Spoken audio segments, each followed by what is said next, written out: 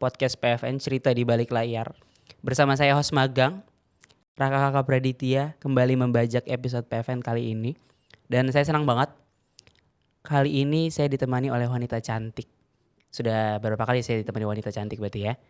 Wanita cantik satu ini lulusan IKJ. Wah, terus pintar. Lalu soleha. Waduh. Wah, istri idaman banget ya pokoknya untuk yang satu ini. Boleh minta tepuk tangannya untuk Mbak Vina. Iya. Vina, apa kabar? Baik, alhamdulillah. Raka apa kabar? Alhamdulillah baik. Ih, Vina kelihatannya cerah sekali hari ini loh. Grogi aku. Grogi. Gak apa-apa Vina, kita santai aja ngobrol di sini. Kita santai aja. Vina, bener tadi aku bilang ya, kamu lulusan IKJ? Iya, betul. Aku lulusan IKJ tahun 2021 akhir. 2021 berarti kamu masuk IKJ di 2017? Ya, betul. 2017 di IKJ. Kebetulan di Jakarta sudah lama kah? Aku ke Jakarta itu ketika aku pas kuliah, Kak. Jadi kan aku asalnya dari Pati. Iya, dari Pati Jawa Tengah. Terus aku sekolah SMK jurusan broadcast kebetulan. Terus lulus langsung ngambil jurusan di IKJ perfilman gitu. Jadi satu jalur. Jadi dari 2017 itu lulus langsung ke Jakarta gitu. Sebelumnya berarti kamu di Pati. Dan tadi Pati sekolah SMK broadcast. Iya.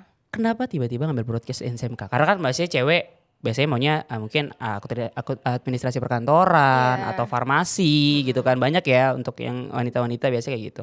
Kenapa Vina milihnya broadcast justru? Iya, dulu tuh ada cerita agak sebenarnya kalau diinget-inget kok gini ya gitu. Tapi itu justru yang mengantarkan aku bisa sampai di sini. Kenapa tuh cerita itu? Boleh ceritain dulu pas SMP kelas 3 itu aku tuh suka dalam rumah. Nggak keluar, terus cuma nonton TV mulu gitu. Tapi pas aku mau tidur, TV ini masih nyala nih. Siapa yang ngeiniin gitu loh, yang ngerjain gitu. Nah aku tuh kepikirannya dulu kan belum tahu TV itu gimana kan produksi di belakang TV. Jadi aku kepo, ini yang kerja di TV tuh masa nggak tidur sih gitu. Jadi dari keresahan aku itu aku nyari tahu. TV sampai malam masih bisa beroperasi, sedangkan aku aja udah tidur gitu. Terus, nah di situ aku mulai tertarik. Apalagi aku dulu nonton salah satu tayangan adalah di stasiun salah satu stasiun TV. Nah itu tuh dia dengan gamblangnya memperlihatkan pekerjaan di belakang layarnya, di control roomnya. Di situ aku lihat dan aku semakin kepo.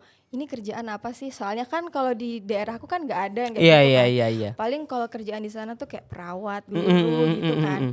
Nggak ada tuh yang menjurusin aku ke sana. Nah di situ aku langsung bilang ke guru BK pas SMK. Kalau aku mau kalau mau kerja di televisi tuh sekolahnya apa sih Bu? Iya. Gitu. Jadi aku dulu tuh konsul dulu ke BK SMP. Terus dia ngarahin, oh kalau Mbak Vina pengen di TV, di Pati itu ada SMK yang jurusannya broadcast, perfilman gitu. Mungkin Mbak Vina bisa ambil jurusan itu gitu. Oh, jadi cerita itu dari keresahan. Sebenarnya kenapa sih orang kok TV gue udah mau tidur kok lo masih bangun? Siapa yang kerjain nih gitu ya? Siapa yang beroperasi? Berangkatnya dari situ sebenarnya, lebih ke penasaran dan akhirnya malah sekolah SMK broadcast. Iya, jadi dari nol banget, benar-benar dari nol pelajari tentang orang di belakang televisi itu gimana sih prosesnya gitu. Kenapa sampai malam pun masih nyala tuh TV gitu. Oke, SMK broadcast. Setelah tahu berarti mulai paham lah ya broadcasting kayak gimana. Setelah tahu, apakah menjadi makin penasaran atau kayak oh ya udah ternyata dunianya kayak gini. Iya.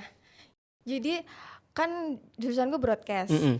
Kelas 1 itu mempelajari tentang talk show kayak gini. Gimana sih cara bisa langsung siarin ke televisi itu, apa aja alatnya dan lain-lain. Nah di kelas 2 ini ada namanya magang. Dulu tuh aku magang di salah satu, namanya aku sebutin nggak apa-apa. Namanya tuh Padepokan Film Gerabak TV di Magelang. Nah disitulah aku mulai terbuka lagi. Di situ itu tidak hanya mempelajari tentang produksi TV, tapi juga mempelajari tentang produksi film. Oke. Gitu. Produksi awalnya tuh produksi film pendek. Dulu ada namanya, sekarang udah almarhum, itu guru pertama kali yang mengajarkan tentang film yang di magang itu namanya Pak Hartanto. Itu orang Padepokan Film Gerabak TV pemiliknya.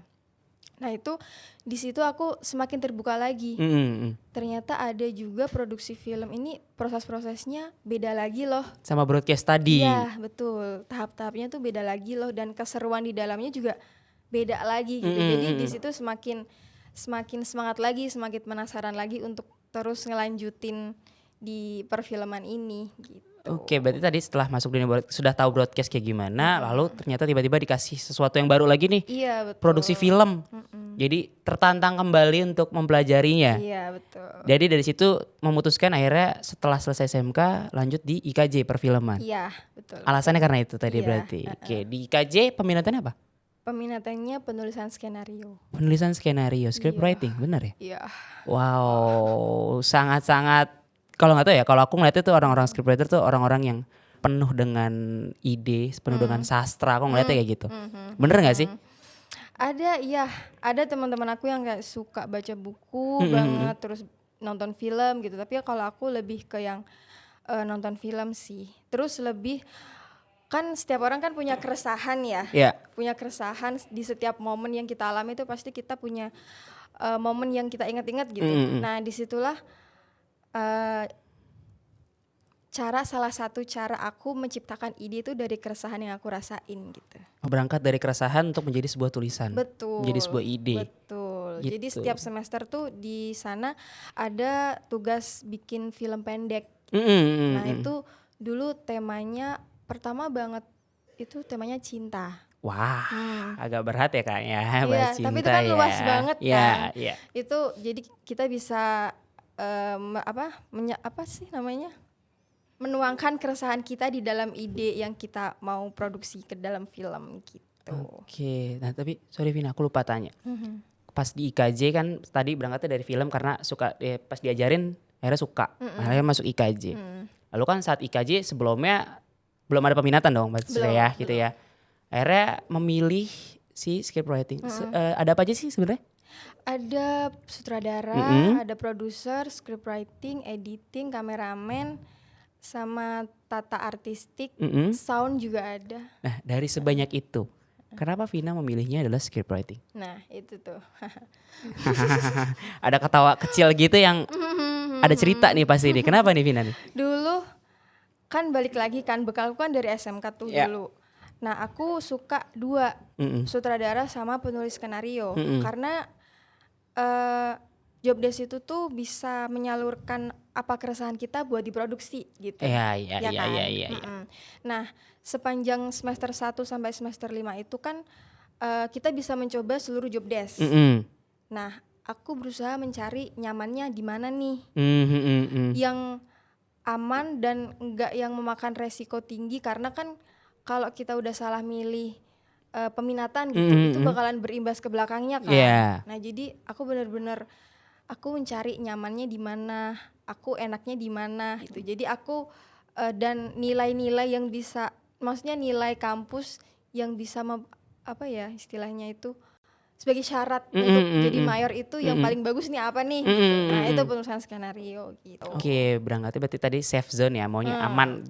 Vina lebih mementingkan ya udah pokoknya aku nyaman di sini, aku juga enjoy, aku juga suka bisa menuliskan keresahanku menjadi sebuah ide. Kayaknya inilah paling baik script writing gitu ya. Dalam pernah nggak Vina dalam menuliskan sebuah ide atau skrip segala macam mengalami kesulitan? Itu sering banget sih. Sering banget. Apalagi kalau Gak apa-apa Vina, gak apa-apa. Keluarkan jati dirimu. Sering banget. Anak TikTok banget kayaknya ya Vina ya. Apalagi kalau udah dikasih temanya harus ini gitu. Itu kan kita harus, wah apa nih pengalaman apa yang pernah aku lakuin sesuai dengan tema ini gitu. Itu kan harus mengulik kan. Terus harus mengingat-ingat apa ya kejadian apa yang unik ya, karena kalau ide yang biasa-biasa aja pasti orang bakalan udah bisa menebak cerita selanjutnya gitu. Kalau kita nggak relate, kita penulisnya aja nggak relate sama cerita itu, penonton pun juga nggak akan merasakan kedekatan dengan ceritanya itu gitu. Tapi pernah Vina maksudnya dibikin kasih tema, misalkan tema tentang keluarga, tapi Vina sendiri tidak pernah punya cerita yang relate tentang keluarga. Lalu ngatasinnya gimana untuk hal-hal kayak gitu? Itu aku tuh kalau udah mentok banget nih, aku nanya ke teman, Oke, minta Iya, saran terus atau solusi iya, gitu. betul. Dulu tuh TA tugas akhir Iya. itu aku kebetulan ngambil tema cerita tentang togel. Wow. Aku kan nggak pernah main togel maksudnya ya? Nggak pernah main togel ya? nggak pernah. Oke, jangan Vina. Tapi di satu kejadian itu aku mendengar cerita yang unik tentang togel ini. Kenapa? Adalah pokoknya nggak bisa diceritain di sini ya teman-teman ya. Pokoknya hanya Vina yang tahu ceritanya. Oke, ada cerita unik. Takut. Terus makanya jadi dari keunikan itu aku istilahnya tuh wawancara sama orang-orang yang udah mengalaminya. Wawancara sama orang yang udah bener-bener mengalami hal itu gitu. Jadi aku bisa tuh nyambungin cerita. Kayak mencoba mengambil sudut pandang dari dia yang sudah mengalaminya gitu. Betul. Ya. Setidaknya untuk tahu ternyata tuh kayak gini bermain togel misalkan. Kalau kalah kayak gitu akibatnya gitu. apa. Oke. Jadi itu adalah salah satu Vina untuk setidaknya kalau temanya tidak pernah relate dengan Vina, akhirnya Vina bertanyanya melalui teman atau melalui wawancara tadi gitu ya. Oke. Berarti tapi Vina tadi kan kalau Vina dari Pati. Keluarga di sana berarti ya? Di sana semua. Lalu Vina memutuskan untuk ke Jakarta mengambil sebuah industri yang kita bilang maksudnya tidak selalu pasti dong. Ya, dunia audiovisual, dunia entertain ini tidak selalu pasti. Orang tua memberikan support sepenuhnya kah? Nah, itu pasti. Orang tua tuh alhamdulillahnya open minded gitu loh. Dari awal aku milih jurusan di SMK itu dia udah istilahnya kalau emang itu yang terbaik, kalau emang itu pilihan kamu dan gak ada paksaan, jalanin aja. Meskipun orang di sekeliling aku tuh kayak gak percaya gitu loh, itu jurusan apa sih? Karena bener-bener gak biasa gitu di sana tuh. Itu nanti ngapain kerjanya apa?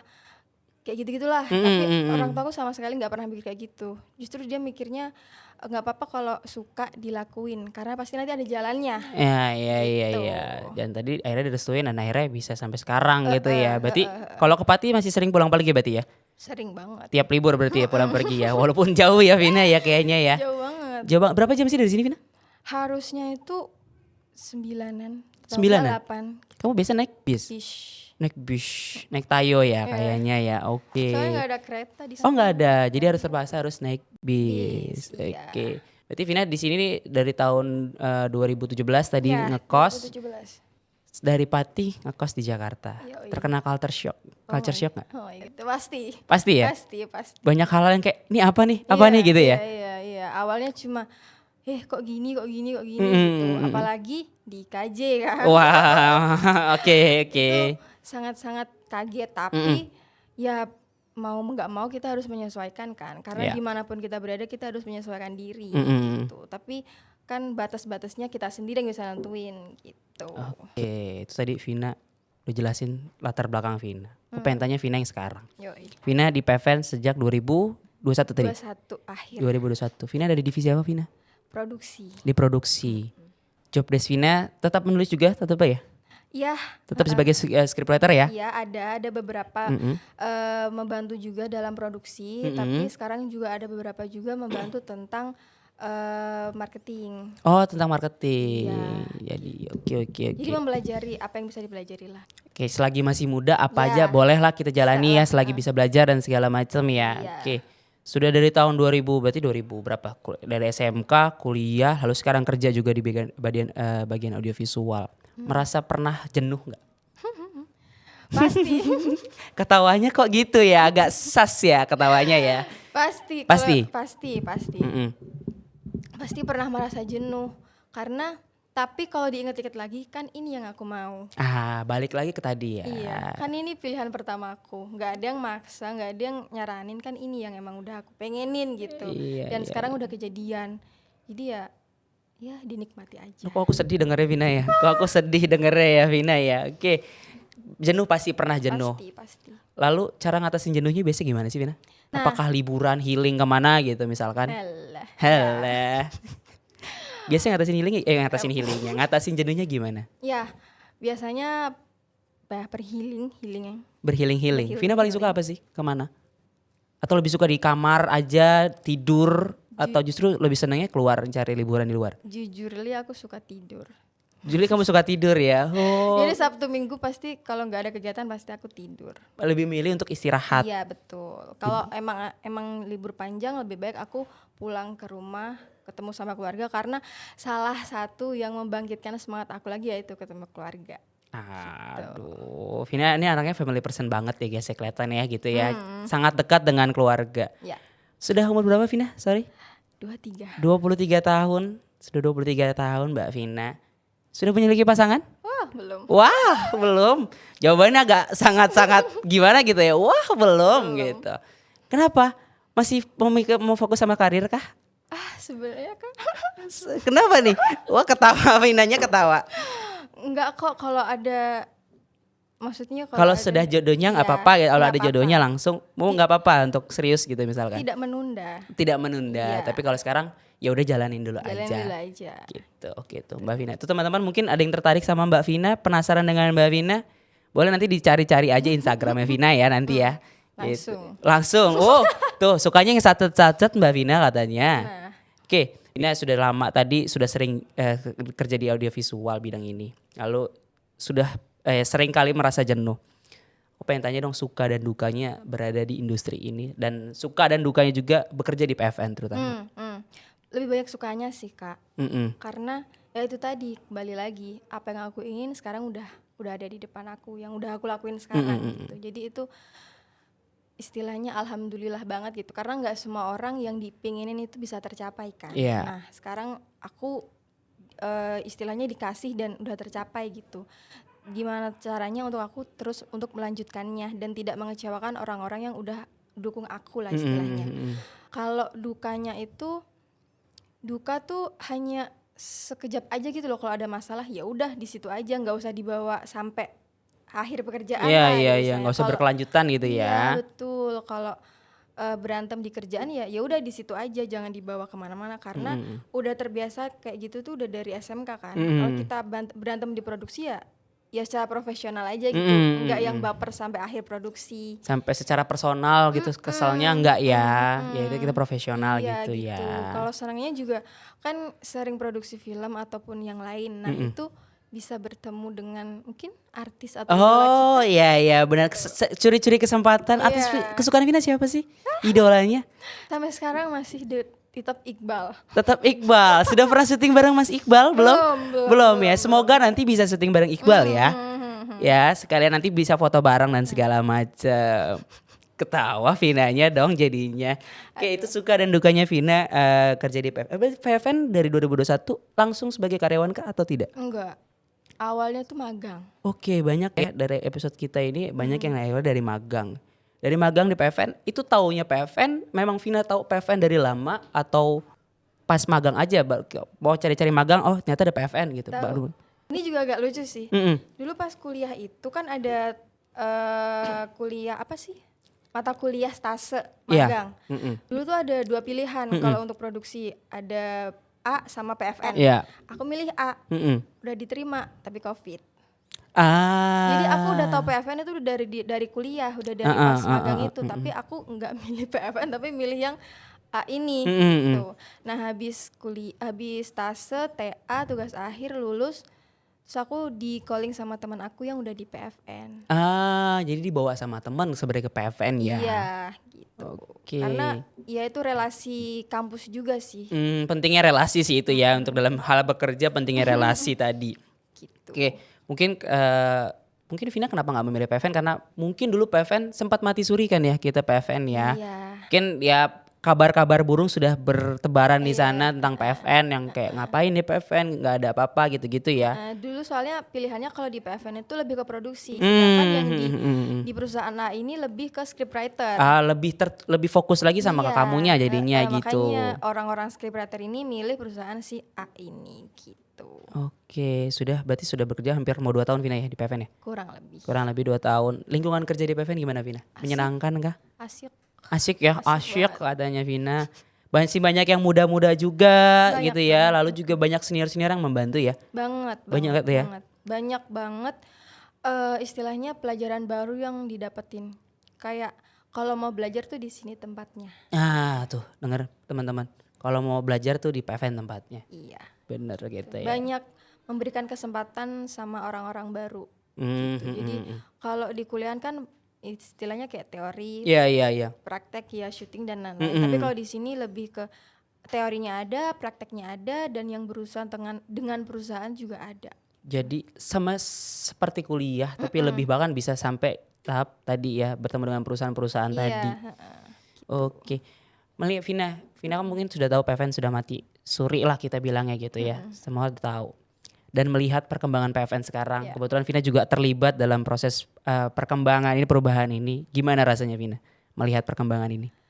Cukup cepat ya. Cukup cepat ya? Iya, karena 2021 secara fisik aja udah kelihatan berubahnya Kak. Berubah banget. Awal 2021 itu nggak secerah sekarang. Nggak gitu. Secerah sekarang. Mungkin ada lampu ini Vina kalau cerahnya. Iya enggak ya? Bukan ya? Enggak dong. Sekarang udah lebih tertata, lebih ya istilahnya lebih seperti perusahaan yang selayaknya lah. Banyak yang direvitalisasi dari gedung-gedung kita gitu ya. Karena PFN luas banget ya Vina ya. 2,2 hektar kalau nggak salah ya. Jadi banyak yang kita perbaiki. Semoga menjadi lebih baik lagi ya ke depannya ya Vina ya. Terakhir Vina, kalau kita obrolin terus nih panjang banget nih. Dan ini aku menculik kembali Vina ya. Di tengah waktu kesibukan yang padat sekali, di tengah-tengah meeting ini aku culik. Enggak kok. Ah ya bener. Nih tadi dia udah ngecekin handphone terus nih ya, di kontak siapa nih Kak gitu ya. Enggak. Terakhir Vina, aku pengen tanya Vina, harapan Vina ke depannya untuk diri Vina sendiri dan harapan Vina untuk PFN. Allah tuh berat banget tuh pertanyaannya kayaknya tuh.